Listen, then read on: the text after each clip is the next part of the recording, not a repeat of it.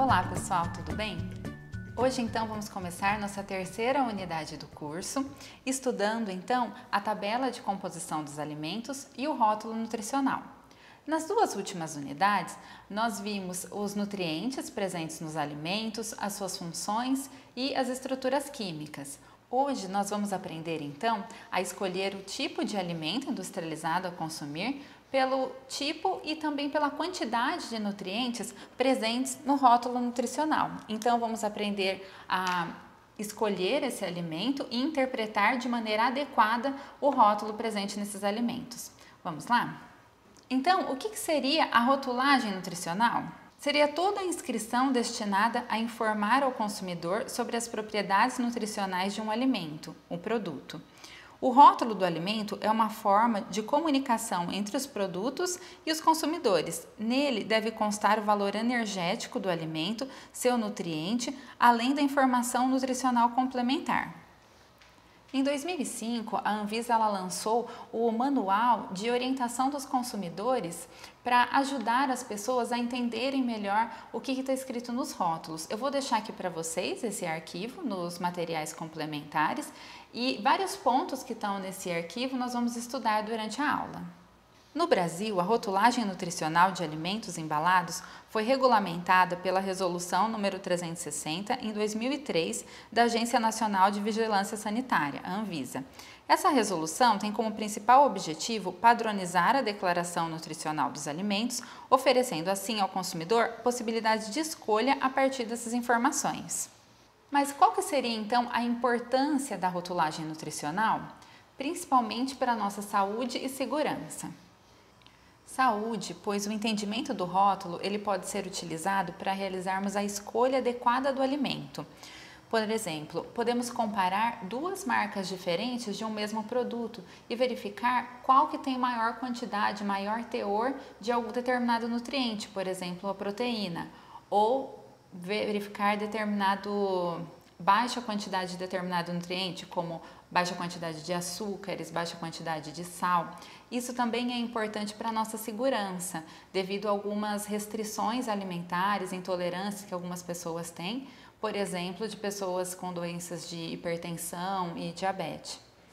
Vejamos a seguir alguns exemplos da importância dessas informações no rótulo para a nossa segurança alimentar. Aqui, por exemplo, em 2012, passou a ser obrigatória a declaração da presença do corante tartrazina na lista de ingredientes dos alimentos, também conhecida como o amarelo número 5. A tartrazina é utilizada em diversos alimentos industrializados, como sucos em pó. Porém, possíveis reações alérgicas ao corante já foram relatadas, como asma, bronquite, rinite e náuseas. Já em 1998, entrou em vigor uma portaria que obriga que os documentos comercializados informem sobre a presença de fenilalanina para os alimentos nos quais houver adição de aspartame. A fenilalanina é um aminoácido essencial, sendo encontrado em muitos alimentos, principalmente no leite e seus derivados. Os indivíduos portadores de uma deficiência, denominada fenilcetonúria, não são capazes de metabolizar esse aminoácido, e por isso devem restringir a ingestão de alimentos e produtos que contenham fenilalanina. Já em 2003, entrou em vigor uma lei que obriga fabricantes a incluir nos rótulos as expressões contém glúten ou não contém glúten, como medida preventiva e de controle da doença celíaca. A doença celíaca é a forma mais grave de intolerância ao glúten e afeta cerca de 1% da população. Essa é uma desordem autoimune, na qual o organismo trata o glúten como um invasor. Então, o organismo ele não digere esse glúten e o sistema imunológico ataca, então, o glúten, bem como o forro do intestino delgado. Então, a parede do intestino, ela é danificada e pode causar, então, deficiências nutricionais, anemia, problemas digestivos, entre outras anomalias. Pessoas com essa doença não podem consumir o glúten, proteína presente no trigo. Na verdade, um conjunto delas. O glúten é a combinação de dois grupos de proteína, que é a gliadina e a glutenina, encontrada dentro de grãos de trigo, cevada, aveia, mais precisamente no endosperma, que é a reserva nutritiva do embrião da planta. O glúten está presente em vários alimentos, como na massa, no pão, na pizza, bolacha, biscoitos. Então, as pessoas com intolerância a essa proteína devem evitar esses alimentos. Outras pessoas apresentam intolerância à lactose. Vocês lembram da estrutura da lactose que nós vimos na unidade 2, que é um disacarídeo? Vejamos aqui. A lactose é um carboidrato classificado como disacarídeo, ou seja, formado por uma ligação glicosídica entre os dois monossacarídeos, que é a menor estrutura que o nosso organismo pode absorver. Aqui, então, a lactose ela é formada pela glicose e galactose, como nós vimos já na unidade 2, e ela está presente em vários alimentos derivados do leite. As pessoas que têm intolerância à lactose, na verdade, elas têm uma deficiência ou insuficiência da enzima chamada lactase. Essa enzima, ela promove a quebra desse disacarídeo e que é essencial, então, para digerir a lactose no nosso intestino delgado. Estima-se que a intolerância à lactose, ela pode afetar cerca de 65% da população mundial, sendo que no Brasil ainda não existe uma lei que obrigue os fabricantes a colocarem nos rótulos presença ou ausência, contém ou não contém a lactose, como é feito para o glúten. Já tem um projeto de lei, mas ainda não tem nenhuma resolução, nenhuma lei aprovada. Então, as pessoas com essa intolerância devem ficar bem atentas aos rótulos. Mas então, quais que são as informações obrigatórias que devem estar presentes no rótulo? Todo alimento industrializado ele deve conter o nome do produto, a lista de ingredientes, que informa os ingredientes que compõem o produto. Pessoal, é importante notar que a lista de ingredientes está em ordem decrescente, ou seja, o primeiro ingrediente do rótulo é aquele que apresenta a maior concentração daquele nutriente, e o que está em último apresenta menor quantidade daquele nutriente. Então, se pegarmos qualquer alimento industrializado, olharmos no rótulo e apresentar o primeiro nutriente proteína, quer dizer que aquele alimento é rico em proteína, ou seja, tem um maior teor de proteína. Conteúdos líquidos indica a quantidade total de produto contido na embalagem. O valor deve ser expresso em unidade de massa, quilo ou volume litro. Identificação da origem, que é a informação que permite que o consumidor saiba quem é o fabricante do produto e onde ele é fabricado. São informações importantes para o consumidor saber qual a procedência do produto e entrar em contato com o fabricante, se for necessário. Nome ou razão social e endereço do importador. No caso de alimentos importados, mesmo que o produto seja importado, essas informações devem estar escritas em português. Temos também a identificação do lote, que é o número que faz parte do controle na produção. Caso haja algum problema, o produto pode ser recolhido ou analisado pelo lote ao qual pertence. O prazo de validade, que os produtos devem apresentar pelo menos o dia e o mês, quando o prazo de validade for inferior a 3 meses, ou o mês e o ano para produtos que tenham prazo de validade superior a 3 meses. Um outro item também, então, temos a instrução sobre o preparo e o uso do alimento, quando necessário.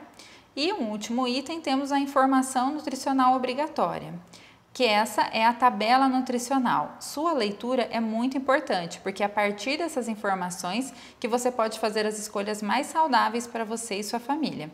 Assim, todo produto industrializado deve então conter um rótulo, uma informação nutricional, com exceção de algum desses alimentos, como água mineral e demais águas envasadas, bebidas alcoólicas, especiarias, vinagres, alimentos preparados e embalados em restaurantes, estabelecimentos, frutas, vegetais e carnes in natura e alimentos embalados em embalagens menores de 100 centímetros quadrados, por exemplo, as balas.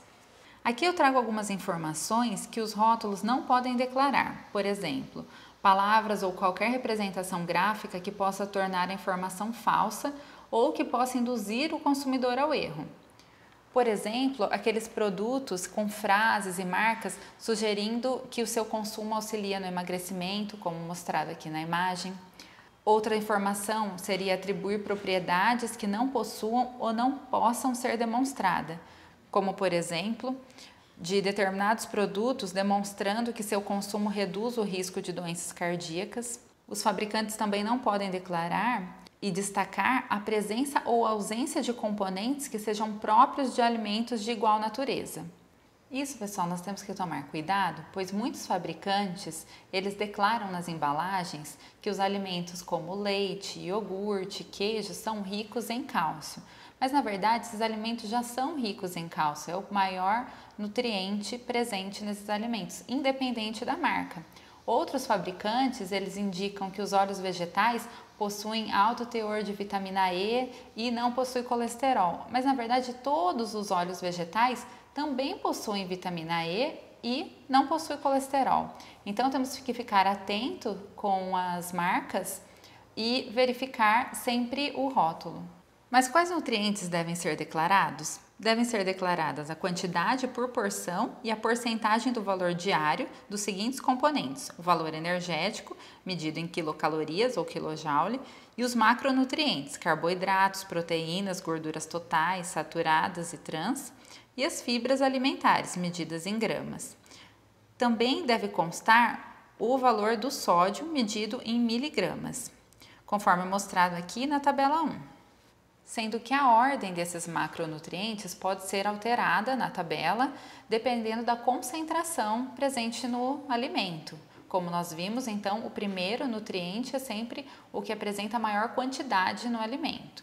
Também pode ser declarada de forma optativa a informação nutricional complementar, como a quantidade de qualquer outro nutriente que se considere importante para a saúde, vitaminas e minerais quando estiverem presentes em quantidades igual ou maior a 5% da ingestão diária recomendada, por porção indicada no rótulo. A informação nutricional obrigatória pode ser apresentada de 3 formas. São elas: vertical, horizontal e linear.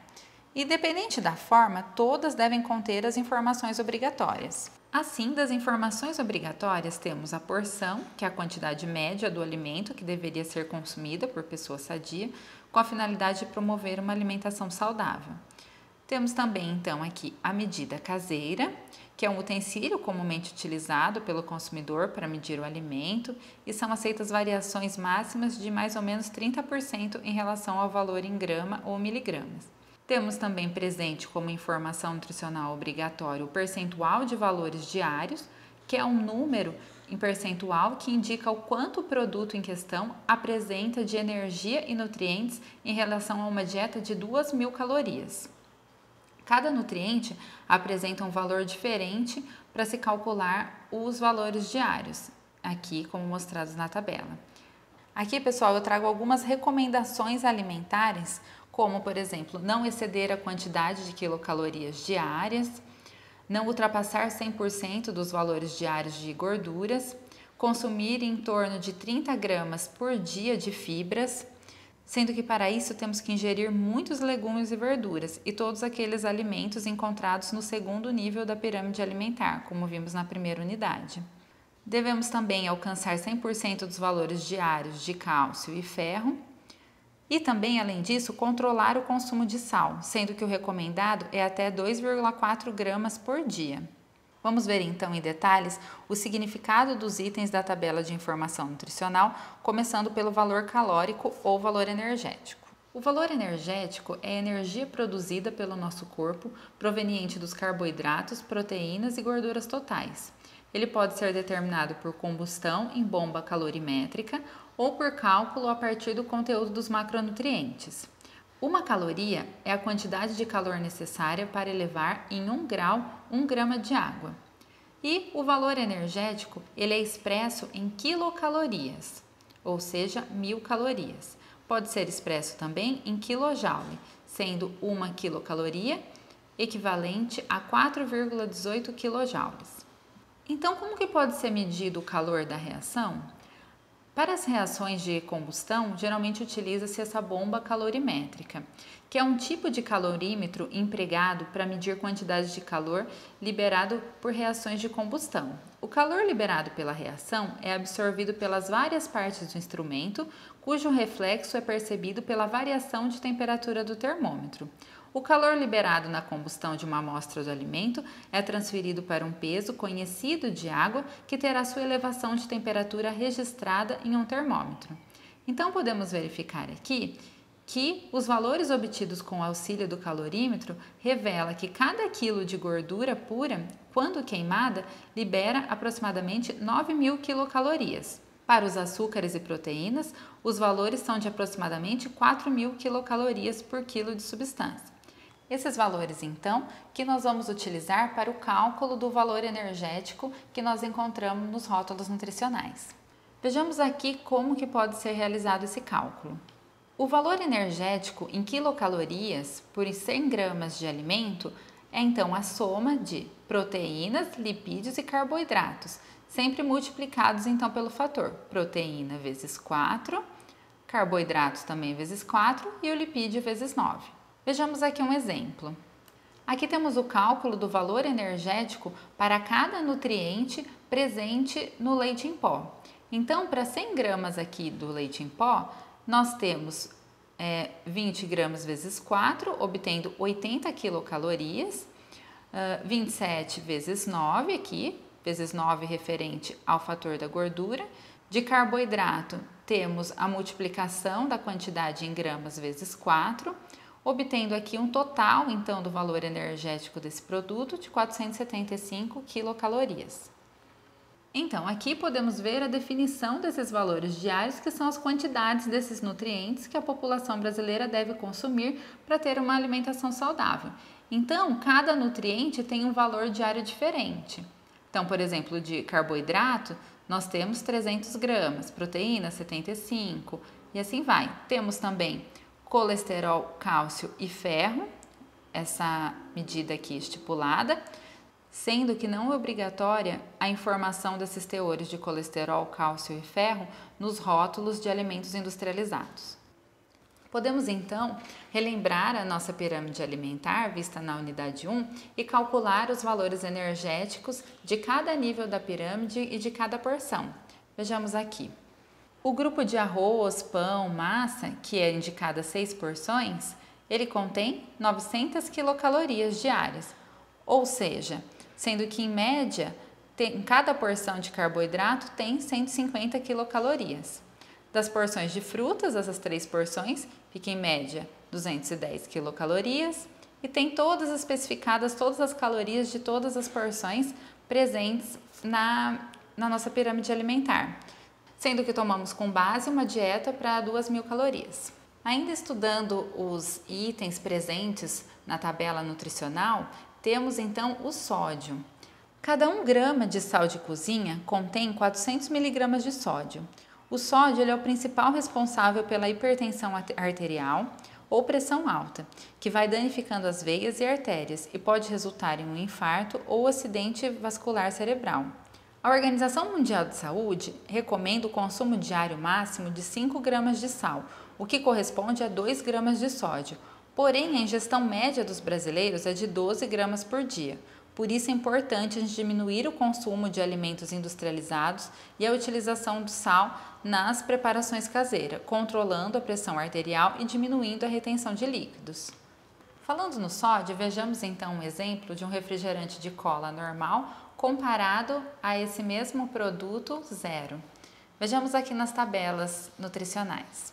Podemos verificar aqui nesse refrigerante de cola um valor calórico de 85 quilocalorias e a presença de 21 gramas de carboidrato. Comparado ao refrigerante de cola zero, podemos verificar 0 quilocalorias, o valor calórico, e 0 gramas de carboidrato. No entanto, temos 28 miligramas de sódio, em comparação com o rótulo anterior do produto normal, que tem 10 miligramas, ou seja, quase triplicou a quantidade de sódio nesse refrigerante. Além disso, a Coca-Cola Zero possui outros ingredientes, como o ciclamato. O ciclamato, usado como adoçante, ele é proibido nos Estados Unidos desde 1969 pela FDI, que é o órgão que regulamenta os alimentos, como a Anvisa no Brasil. Ele proibiu sua utilização por ser carcinogênico, mas há estudos controversos. A substância ela já foi proibida em diversos países, como Estados Unidos, Inglaterra e Venezuela, mas foi liberado aqui no Brasil. Existem estudos em ratos que mostram que dose elevada dessa substância pode ser carcinogênica. Então, pessoal, o ciclamato ele é liberado aqui no Brasil, como em outros países, e os estudos sobre essas substâncias eles são controversos. Existem estudos que comprovam que não há essa atividade, que a atividade carcinogênica não é responsável por essa substância, mas o FDA nos Estados Unidos proibiu e não utiliza mais nesses refrigerantes de cola, assim como em outros países. Então, eu acho que o melhor mesmo é a gente evitar esses tipos de refrigerante. Uma pesquisa publicada em 2012 pela Anvisa apontou o teor de sódio presente em diversos alimentos. Foram analisados quase 500 produtos e o campeão foi o queijo parmesão ralado, com teor médio de quase 2.000 mg de sódio por 100 gramas do produto. Em seguida veio o macarrão instantâneo e a mortadela, também com altos teores. Esse estudo também mostrou que há uma variação da quantidade de sódio dependendo da marca do produto. Por isso também a importância da gente sempre verificar a quantidade de sódio nos rótulos. Vejamos aqui um exemplo de uma escolha de um cereal matinal A e o cereal matinal B. Se você está procurando um alimento que tenha grande quantidade de fibras, qual você escolheria? Vejamos aqui as informações da tabela nutricional. O cereal matinal A, ele contém um valor energético de 110 quilocalorias, enquanto que o cereal matinal B contém 100 quilocalorias. Esse cereal matinal B, ele também possui um teor de carboidrato reduzido frente ao cereal matinal A. E se a gente está interessado na quantidade de fibras, podemos verificar que o cereal matinal B contém 12 gramas frente a 1 grama do cereal A. Assim, eu escolheria o cereal matinal B, que além da alta quantidade de fibras, também possui menor teor de carboidratos e, consequentemente, menor valor energético. Então, pessoal, também temos que tomar cuidado com alguns alimentos considerados falsos saudáveis. Por exemplo, o pão integral. Temos que verificar no rótulo se realmente ele é 100% integral ou se não é uma mistura, por exemplo, de farinha branca. Temos também os sucos industrializados, aqueles sucos de caixinha que tem alto teor de açúcar. Então devemos evitar esse tipo de alimento industrializado e dar preferência às frutas, aos sucos naturais. Um outro alimento, por exemplo, o peito de peru. O peito de peru ele é um embutido, como a mortadela e o salame, e ele contém alto teor de sódio e também glutamato monossódico, nitritos, açúcar, conservantes e outros aditivos. O glutamato monossódico ele é usado para realçar o sabor dos alimentos. O elemento ele causa diminuição do paladar ao longo do tempo e esse corante ele é um grande vilão na alimentação de crianças, pois aumenta o risco de desenvolver alergias e ele é facilmente encontrado em vários salgadinhos, por exemplo, os salgadinhos chips. Um outro alimento que devemos ficar atentos são as barrinhas de cereais. Essas barrinhas temos que olhar sempre no rótulo, então, a quantidade de proteínas, de carboidratos e de açúcares presentes, pois existem marcas que têm alto teor de açúcares e carboidratos e devemos então dar preferência para as marcas que tenham alto teor de proteínas e fibras. Devemos evitar esses alimentos, refrigerantes, suco em pó, embutidos como salsicha, salame, fast food, pipoca de micro-ondas, miojo. Todos esses alimentos, eles possuem alto teor de sódio e também possuem gordura trans. As gorduras trans, elas foram identificadas como uma possível causa para o agravamento de doenças cardiovasculares pelo aumento dos níveis de lipoproteína de baixa densidade, o LDL, no sangue. Então, essa preocupação recente com a gordura trans fez com que a Anvisa, em 2013, a incluísse como item obrigatório na rotulagem nutricional. Lembrando que ela não consta na porcentagem de valores diários, porque não é preciso consumi-la na dieta, o nosso organismo não a necessita. Então, qual que seria a fórmula da gordura trans? Vamos então relembrar a nossa unidade 2 dos lipídios? Vejamos aqui. As gorduras saturadas são os triglicerídeos que contêm ácidos graxos sem duplas ligações, expressos como ácidos graxos livres. Já as gorduras monoinsaturadas e poliinsaturadas são os triglicerídeos que contêm ácidos graxos com duplas ligações cis. expressos como os ácidos graxos livres. Já as gorduras trans, então, são os triglicerídeos que contêm ácidos graxos insaturados com uma ou mais ligação tipo trans, como mostrado aqui na figura. Vejamos aqui um exemplo de uma tabela com vários alimentos com alto teor de gordura trans. Então aqui temos vários lanches aqui dessa rede do McDonald's. Temos então alguns lanches como Big Mac, Angus com alto teor de gordura trans. Lembrando que o seu consumo é associado ao aumento do risco de doença cardiovascular e ao acúmulo de gordura visceral. Então, segundo as recomendações da Organização Mundial de Saúde, nós devemos consumir baixos teores de gorduras saturadas, gordura trans, sódio e açúcares. Diminuindo então o consumo desses nutrientes, iremos então melhorar a nossa qualidade de vida e a nossa saúde. Muitos alimentos com teor reduzido de açúcar, eles são considerados light. Outros sem a quantidade de açúcar são considerados diet. Vamos verificar então por definição a diferença de alimentos diet e light? Os alimentos diet são feitos para pessoas com condições específicas, retirando algum ingrediente ou deixando em quantidade insignificante. Por exemplo, a comida sem açúcar para o diabético, alimentos restritos em lactose para quem tem intolerância à lactose ou alimentos isentos de glúten para quem tem doença celíaca. Já os produtos light são aqueles produtos que apresentam algum nutriente ou valor energético em quantidade reduzida quando comparado a um alimento convencional. Existem valores definidos para poder considerar um alimento light. Por exemplo, o iogurte tem que ter 30% a menos de gordura para ser considerado light. Dessa maneira, a principal diferença entre um alimento diet e light está na quantidade do nutriente, sendo que o diet precisa estar isento daquele nutriente, já o light precisa apresentar uma diminuição mínima de 25% de nutriente ou de calorias comparado ao alimento tradicional. Os alimentos diet apresentam na sua composição quantidades insignificantes ou são totalmente isentos de algum nutriente. Por exemplo, aqui ele não contém açúcar. Já os alimentos light, eles possuem um baixo teor, 25% menor quantidade de açúcares, pode ser gorduras totais, pode ser colesterol ou sódio. Podemos observar aqui a comparação entre um requeijão cremoso light e o requeijão cremoso normal. Observamos que o produto light apresenta menor quantidade de calorias, 161 frente ao normal, e contém menor teor de gorduras.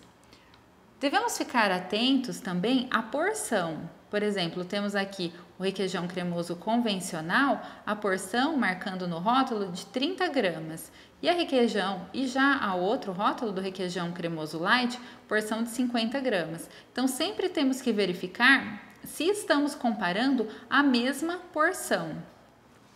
Mas o ideal mesmo para obtermos uma alimentação saudável seria a redução desse consumo de alimentos com rótulo, de alimentos industrializados e um aumento de consumo de alimentos in natura, alimentos preparados em casa. Mas como que eu vou saber a quantidade de nutriente, a quantidade de calorias que tem esses alimentos preparados em casa, esses alimentos in natura? Vejamos aqui. Para isso foram criadas as tabelas de composição de alimentos, fundamentais para se alcançar a segurança alimentar e nutricional. Um exemplo é a Tabela Brasileira de Composição de Alimentos, desenvolvida por pesquisadores da Universidade de São Paulo. Aqui vocês podem ter acesso online da base de dados. Outra tabela também é a TACO, que é a Tabela Brasileira de Composição de Alimentos, desenvolvida por pesquisadores do Núcleo de Estudo e Pesquisa em Alimentação da Unicamp, que contém as informações nutricionais de quase 600 alimentos. Nessa tabela de composição de alimentos, vocês vão encontrar, então, esses quase 600 alimentos e a quantidade dos nutrientes, dos macronutrientes, como os carboidratos, as proteínas e os lipídios, e também os micronutrientes presentes, como diversas vitaminas e minerais. Eu vou deixar aqui para vocês, então, esse material complementar também, essa tabela. Recapitulando então, pessoal, hoje nós aprendemos e entendemos um pouco mais sobre o rótulo presente nos alimentos industrializados e aprendemos a calcular os valores energéticos presentes nos rótulos, nas tabelas nutricionais. Também verificamos as diferenças de alimentos diet e light. Então, não deixem de fazer a nossa atividade no ambiente virtual de aprendizagem e até a próxima. Tchau!